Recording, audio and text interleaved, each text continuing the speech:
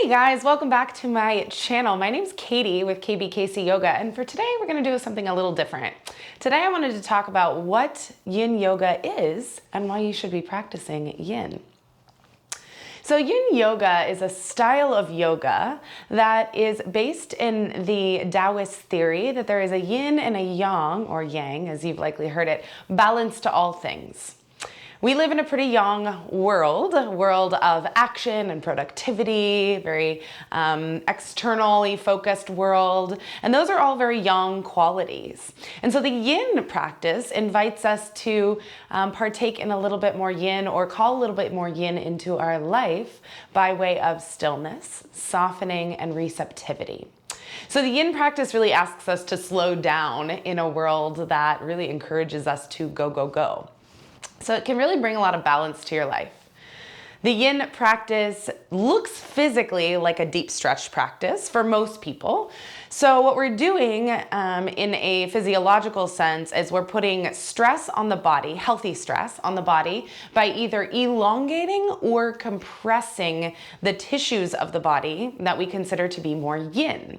So the yin tissues of the body, if you think of these qualities of yin and yang, the yin tissues are the tissues that are a little bit less pliable. They're a little bit more dense. The yang tissues are very elastic, so the muscles and some of the organs, and then the yin tissues are a little bit more, we say in yin, plastic, the tendons, the ligaments, the bones themselves even, and then the fascia, the connective tissue that holds everything together.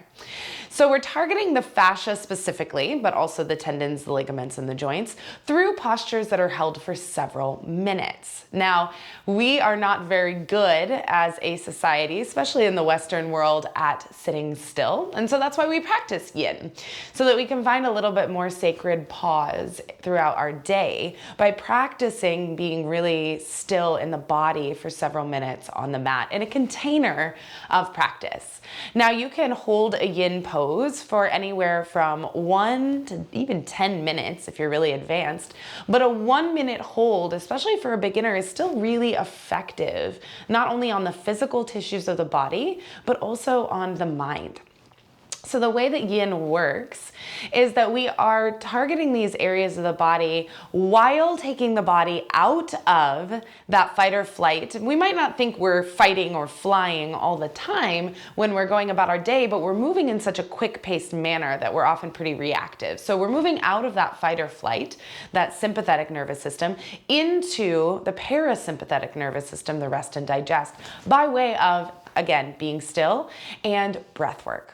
So breathwork's a huge component of the yin practice, especially as I teach it, and it helps us to stay grounded in the poses, which can be quite uncomfortable over time. Postures such as child's pose, something like that might feel really nice for 30 seconds to a minute, but you stay in child's pose for 3, 4, 5, even 6 minutes, and it can be quite uncomfortable. And so what we're doing here is really training the body to relax in that discomfort, and that's a tool that we utilize here on the mat that we can absolutely take off the mat into our everyday lives. So I hope I've intrigued you a little bit more about the yin practice. There's so much more to say, but I wanted to do a quick introduction today. What are the benefits of the yin practice and why should you be practicing it?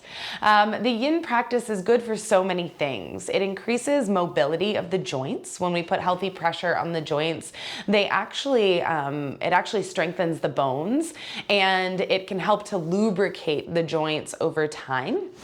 It can create more, flexibility.